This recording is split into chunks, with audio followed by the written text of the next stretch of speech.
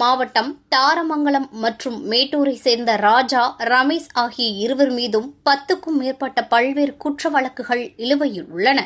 இருவரும் ஒரு குற்ற வழக்கில் தண்டனை பெற்று சேலம் சிறையில் அடைக்கப்பட்டபோது இருவரும் பழக்கமாகினர். அப்போது சிறையில் இருந்து வெளியே வந்த இருவரும் பல்வேறு இடங்களில் இருசக்கர வாகன திருட்டில் ஈடுபட்டுள்ளனர். சேலத்தில் 3 பைக்குகளும், பள்ளிப்பாளையத்தில் 1 பைக்குகள் என மொத்தம் 4 பைக்குகளை திருடியுள்ளனர். மேலும் கடந்த வாரத்தில் பள்ளிப்பாளையம் தாஷ் நகர் பகுதியில் ஒரு வீட்டின் பூட்டை உடைத்து வீட்டில் இருந்த பணம், வெள்ளி பொருட்களை திருடி சென்றனர். இந்நிலையில் பள்ளிப்பாளையம் போலீசார்